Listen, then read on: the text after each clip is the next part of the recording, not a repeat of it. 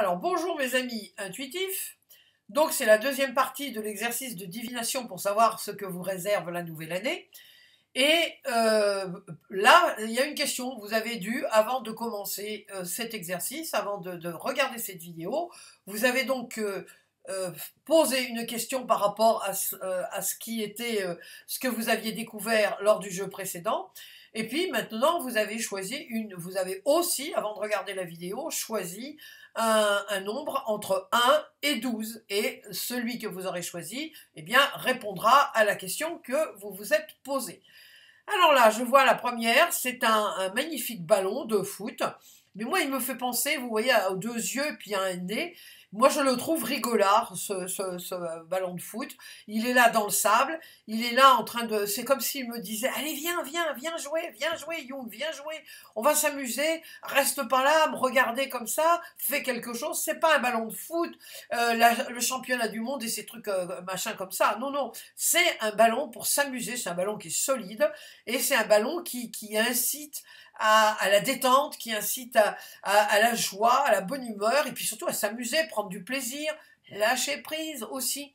On voit la mer dans le fond, et puis ce ballon qui est là, puis je vous dis, moi ça me fait penser à deux yeux, puis un nez, et puis il a l'air de me dire, allez, viens, on va passer du bon temps, on va bien s'amuser, on va bien rigoler, c'est le moment, oublie tous tes soucis, oublie oublie le reste. Là, ce moment, c'est un moment pour s'amuser. Alors, donc, voilà, c'est le numéro 1. Je ne sais pas pourquoi ça a passé. Bon, il a dû passer quelque part. Et là, on voit donc le numéro 2. Alors, c'est un magnifique cadeau. Il est très très beau, avec un très très beau emballage. Enfin, c'est très simple. Hein, il n'y a pas de papier, de fioritures, mais je le trouve très élégant, très agréable à regarder, très bien fait. On voit que la personne qui a fait ce paquet a mis de son cœur. Moi, je sens qu'elle a mis de son cœur. Elle voulait vraiment honorer la personne qui va le recevoir. C'est pas un petit nœud de rien du tout. Non, c'est joli. Et puis ce cadeau, puisque c'est encore l'époque des cadeaux, pour l'instant on en reçoit encore quelques-uns, eh bien moi j'ai le sentiment que voilà, il ne faut pas l'ouvrir tout de suite, faut pas, vous voyez, non, il faut l'ouvrir avec avec élégance, du calme, et puis en se demandant, mon Dieu, mais moi je me dis, hein, mon Dieu, mais qu'est-ce qu'il y a à l'intérieur, qu'est-ce que ça peut bien être, je sens tout le mystère, la joie de la découverte, la joie de découvrir bien sûr ce qu'il va y avoir dedans. Je n'ai absolument aucune idée de ce que je vais découvrir, mais je sens que voilà, la personne qui m'offre ce cadeau a pensé à moi avec beaucoup de gentillesse, c'est quelque chose qui va me faire plaisir, énormément plaisir, et puis elle a pris le temps de bien l'envelopper. Il n'y a pas de truc inutile, bon, pas de papier, de machin comme ça, non, mais c'est vraiment quelque chose d'élégant qui incite à la découverte, hein, à la découverte. Alors, le numéro 3, c'est un pont, vous voyez, un pont qui est construit sur une falaise. On se demande un peu, enfin moi je me demande un peu à quoi sert ce pont. Et puis d'un seul coup vous voyez cet escalier là qui descend comme ça, et je me dis, parce que j'aime bien divaguer et c'est vraiment tout le plaisir qu'on a quand on a un exercice intuitif, c'est de divaguer, c'est comme ça qu'on a des réponses à nos questions. Je me dis peut-être que c'était des contrebandiers au siècle dernier ou au 19e siècle, fin 19e siècle, début 20e siècle, je dirais, c'était des contrebandiers de cigarettes, vous savez. Et puis là, on voit que là, ça doit être la marée haute, hein, on voit l'eau qui commence à monter, mais quand la marée basse, là, il doit y avoir comment dire, tout un espace, l'eau remonte évidemment puisque c'est la marée basse, et puis là, j'ai le sentiment que les contrebandiers ont fait ce pont précisément qui est à l'abri de tout le monde, on est à l'abri, personne, il faut vraiment savoir qu'il existe ce pont, et ils ont vraiment eu cette idée de pont parce que ça leur facilite la vie. Ce sont des contrebandiers sympathiques. J'entends Robin des Bois aussi, donc vous voyez, c'était Là, ça pouvait être aussi des prisonniers qu'on avait libérés. Enfin, je sens que c'est un endroit où qui était, comment dire, c'était des gens sympas, quoi. C'était des gens sympas. C'était pas des filous. Bon, les contrebandiers, on peut pas dire, ils sont filous. Mais je veux dire, c'était pour la bonne cause. Voilà, je dirais que c'est pour la bonne cause.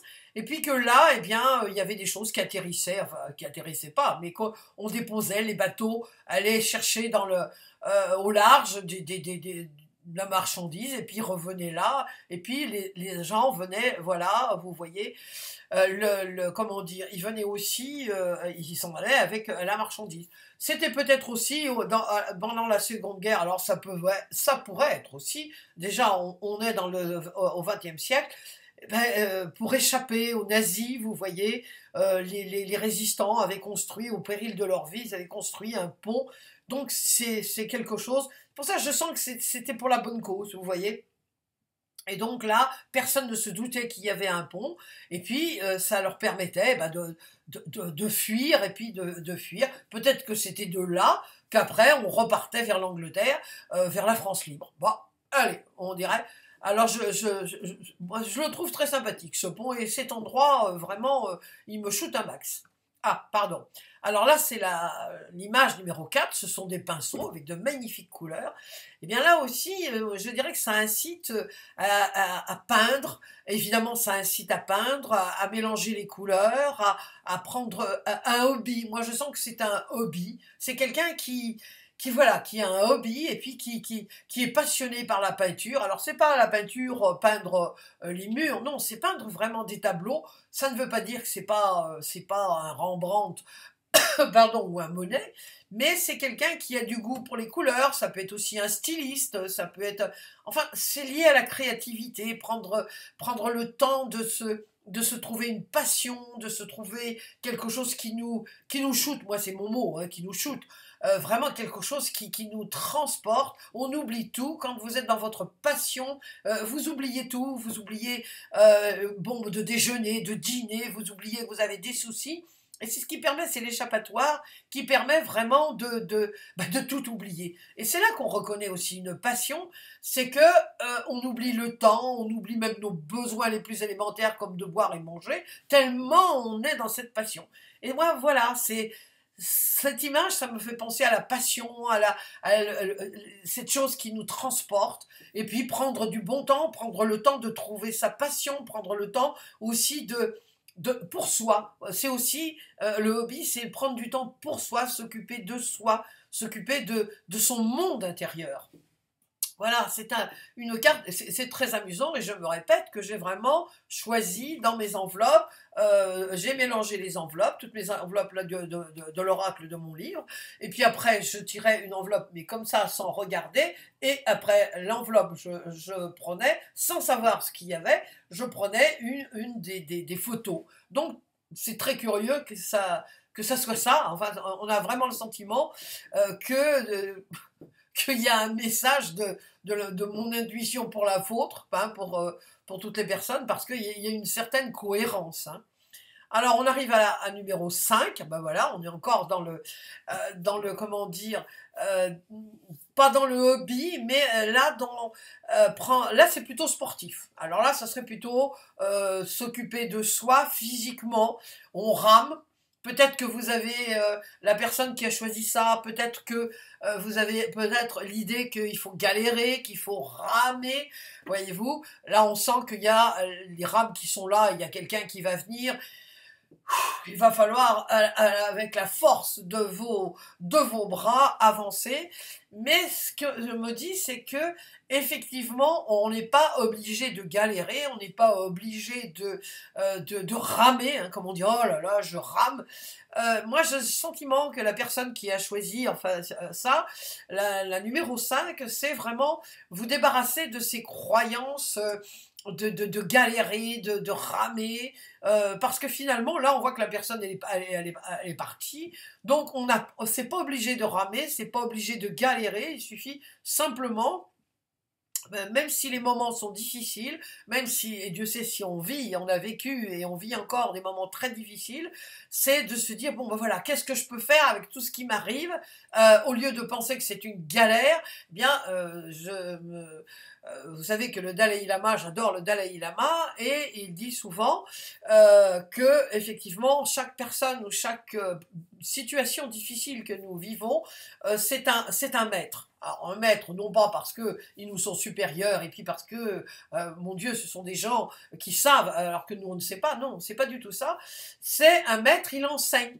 Il vient nous enseigner quelque chose. Et là, moi, j'ai le sentiment, parce que c'est ce que dit le Dalai Lama, et je l'ai vécu après toutes les galères et tout ce que j'ai ramé dans ma vie, je me suis rendu compte qu'effectivement, chaque galère ou chaque situation difficile vient ou chaque personne qu'on rencontre qui n'est pas facile, vient pour nous enseigner quelque chose sur nous, quelque chose qu'on a à surmonter, quelque chose qui doit être décanté, accepté et enfin surmonté. Donc je dirais que pour la personne qui a choisi cette numéro 5, il est temps, je dirais, il est temps de vous débarrasser de vos croyances négatives, de vos galères. Et puis vous n'êtes pas obligé de vivre dans les galères. Ça, c'est surtout ça qui est très important. Numéro 6, oh, c'est notre copain le dauphin. Il est très mignon, hein, le dauphin. Il a une bonne bouille. Alors on voit le dauphin, c'est un animal qui est très aimé de l'être humain, enfin des bipèdes, parce qu'il s'amuse, il suit les bateaux, il est amusant, rigolard aussi, on peut dire. Le dauphin est vraiment, il adore jouer. C'est encore là. Là, on n'est plus du tout dans la galère, hein, je dirais bien, de la précédente, de la numéro 5, mais là, on est vraiment, c'est pour l'amusement, on va alors, près de l'eau, dans l'eau, c'est un moment de prendre du bon temps, de prendre, puis d'écouter notre partie, quand je dirais notre partie instinctive, c'est ce qui me vient d'écouter notre partie instinctive, c'est ne pas se laisser, comment dire, berner non plus, vous voyez, mais voilà, là je dirais que c'est aussi, vous savez que le dauphin, on dit qu'il est très intuitif. Enfin, c'est le langage des dauphins, mais on est tous très intuitifs. Le tout, bien sûr, c'est d'y croire et puis de le développer parce que ça se développe. Mais je sens que le dauphin, il joue avec les enfants, beaucoup avec les enfants. Il est enfantin, on pourrait dire. Ouais, c'est ce qui me vient. Et donc, c'est jouer avec votre intuition, jouer aussi en tant qu'enfant. Amusez-vous, prenez du bon temps, là encore, prenez du bon temps, ou prenez le temps de prendre du bon temps, de vous amuser de ne pas être tout le temps orienté travail, orienté voilà, j'ai des trucs à faire, etc. Eh ben, soyez dans l'être, je suis un enfant qui s'amuse, je m'amuse, je prends du bon temps, et le dauphin est là pour me rappeler que on peut s'amuser, puis il est dans l'eau, il est dans son élément, retrouvez votre élément, c'est-à-dire soyez vous, retrouvez-vous tel que vous êtes, sans masque, sans voilà l'enfant que vous étiez, comme vous êtes né, et sans croyance, sans truc. Soyez vous, voilà, je dirais, c'est ça, ça me fait penser. Puis le dauphin, il est vraiment chouette et mignon. Au revoir, dauphin.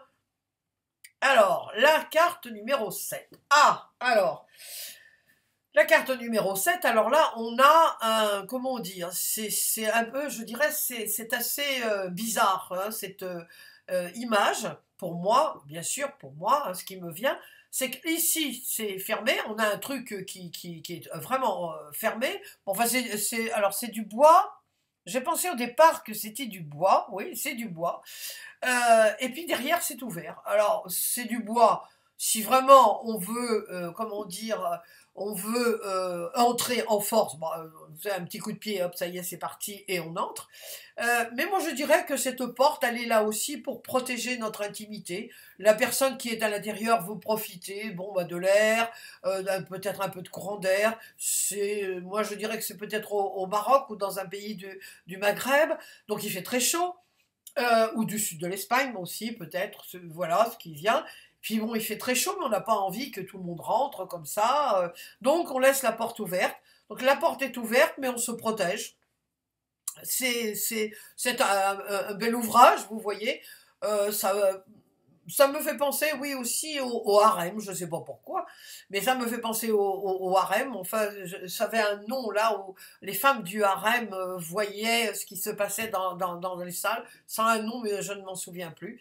Donc c'est quelque chose qui est, voilà, ça me fait penser à quelque chose aussi qui est fermé sans être fermé, tout en étant fermé. On se protège, en même temps, il y a une certaine confiance, hein, parce que je vous dis, de toute façon, si on voulait donner un coup de pied, allez, hop, ça y est, on passe et on entre.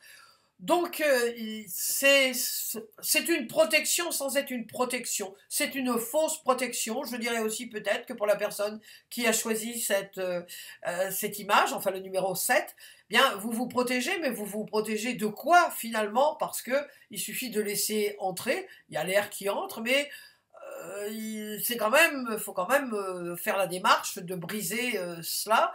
Donc il y a quelque chose à briser, quelque chose peut-être à rompre pour pouvoir avoir accès à cette porte.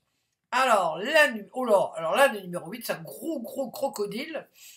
Alors c'est pas du tout le crocodile Lacoste, hein, vous savez, des t-shirts. Non, là on voit c'est un super pépère de crocodile. Alors, quand on voit ça, bon, vous n'avez pas intérêt à vous promener près d'un crocodile, parce que alors là, en deux temps, trois mouvements, il vous prend le bras, là, et puis il vous mange, enfin, il prend tout, quoi.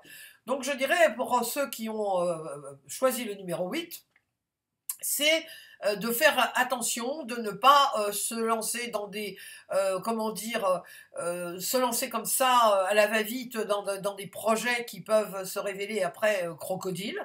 Et pourquoi je vous dis ça? Parce que quand je suis allée au Zaïre, ça s'appelait le Zaïre à l'époque, à un moment donné, j'étais là au bord du fleuve, le Zaïre, je crois que ça s'appelait le Zaïre d'ailleurs, et puis je vois, j'allais me précipiter sur ce que je pensais être un pont.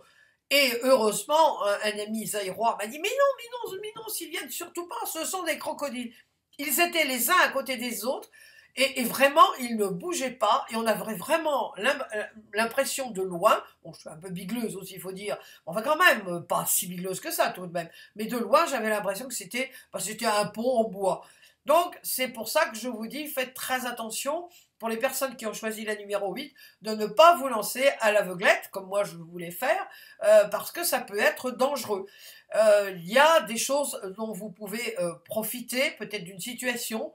Un crocodile, bon, il y a des sacs en crocodile, donc c'est résistant. Le crocodile, le croco, ça dure une vie, hein. Les sacs en croco, ça dure une vie. Donc, je vous dirais qu'il y a probablement quelque chose aussi qui dure, hein, voilà, quelque chose qui dure, je ne sais pas quoi, mais qui est du solide.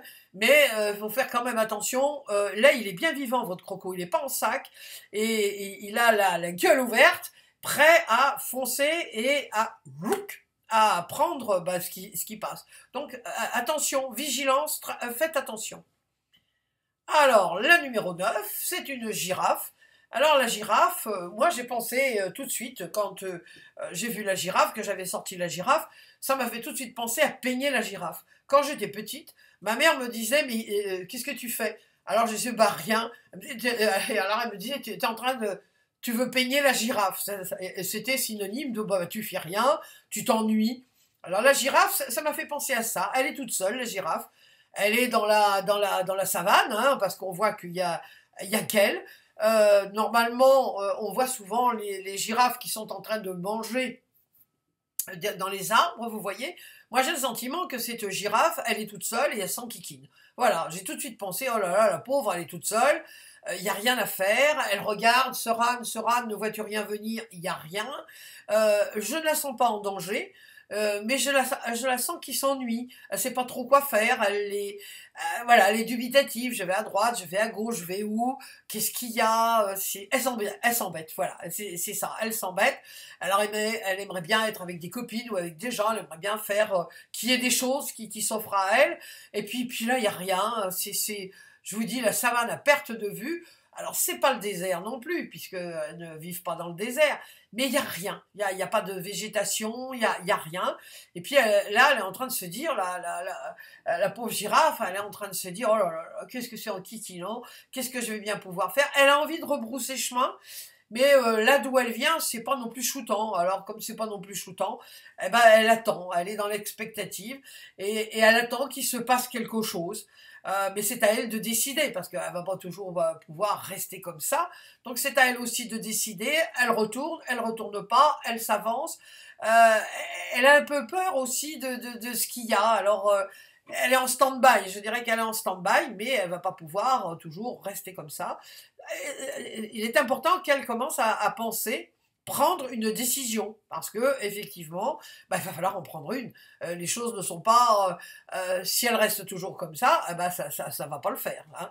Donc je dirais, c'est le moment de se décider, de bien réfléchir, parce qu'on voit bien qu'elle est en train de réfléchir, elle pèse le pour et le contre, et après elle prendra sa décision. Alors, la carte numéro 10, ah ben là, ça incite aussi aux vacances. Hein, c'est une magnifique. Alors, c'est un camping-car, très à la mode, les camping-cars.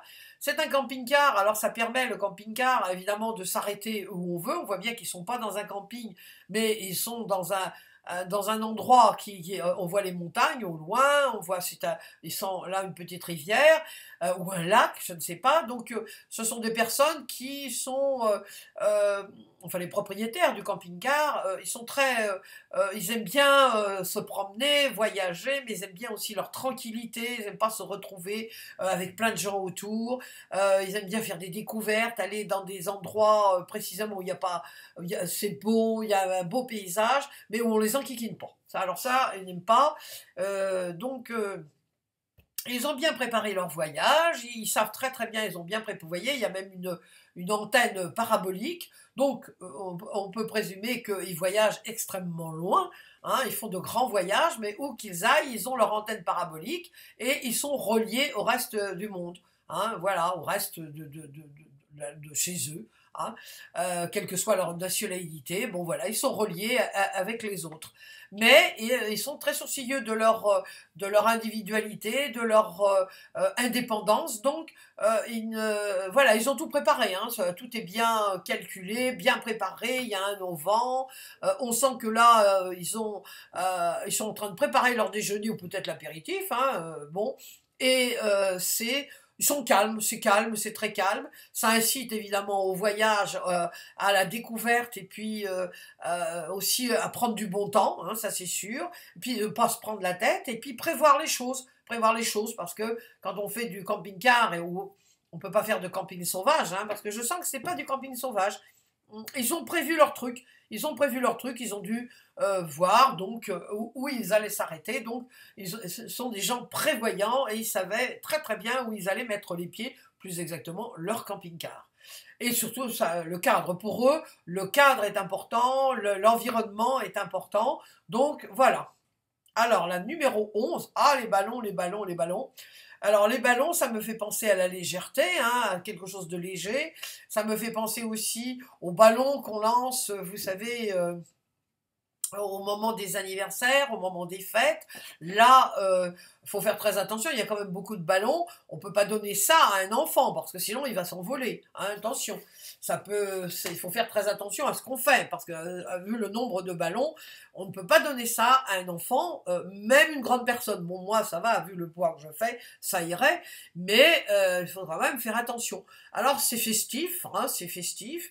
On a ça se voit de loin, on voit évidemment de loin. Donc la personne qui a préparé ces ballons, elle avait idée que effectivement ça fasse plaisir parce qu'elle avait organisé une fête. Et puis on est toujours les ballons, ça rappelle notre enfance, ça rappelle notre quand on s'amusait avec les ballons, les ballons rouges là, les fameux ballons rouges. Mais je veux dire c'est un moment de détente où on était avec les copains, c'était peut-être un anniversaire, et puis voilà, donc tous ces ballons, ça, pour moi, ça incite aussi à la détente, à la joie, aux retrouvailles, se retrouver avec des amis.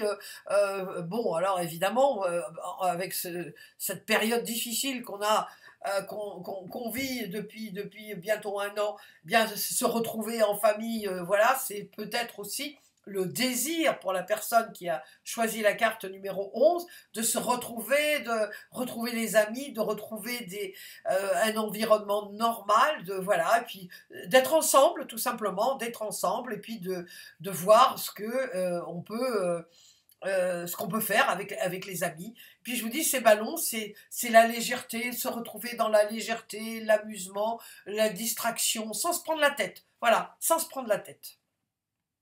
Enfin, la numéro 12, c'est donc un pont que j'ai choisi, et curieusement, c'est un pont que je connais très bien, puisque c'est un pont à Porto, qui relie, pour les gens qui connaissent, Porto à Villanova de Gaia.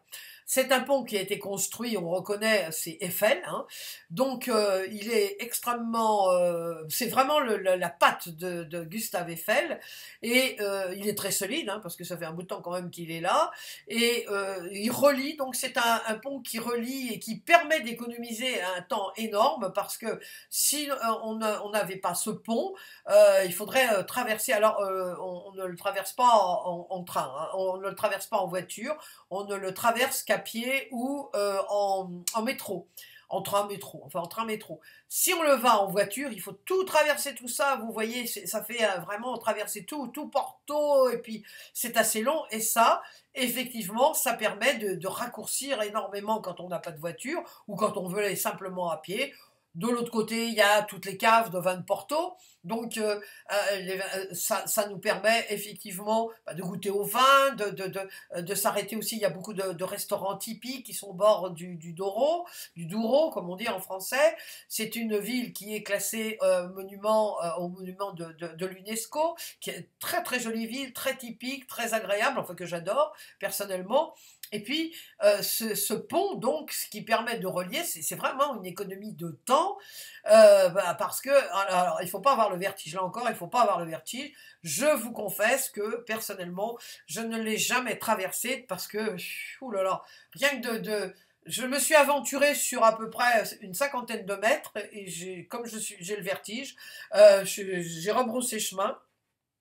C'était pourtant il est tout à fait sûr, c'est tout à fait sûr, il n'y a absolument aucun moyen de tomber, hein, je vais dire, mais bon, il ne faut pas avoir le vertige. Alors voilà, il faut s'aventurer, il faut y aller, il ne faut pas avoir peur, quoi. Bon, finalement, je suis une trouillarde. Je suis une trouillarde qui a le vertige, voilà.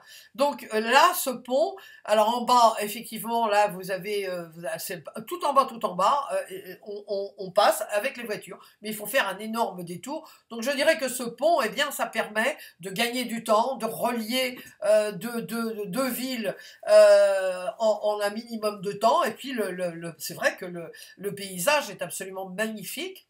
C'est très très beau, très agréable, et puis voilà, c'est la liaison, et puis la solidité. Il faut dire que le pont est vraiment solide, et moi j'ai vraiment le sentiment qu'il va durer encore pas mal d'années. Donc c'était une belle ouvrage, on va dire un bel ouvrage. Voilà, et bien j'espère que tout a bien répondu à vos questions, et je vous dis à très très bientôt.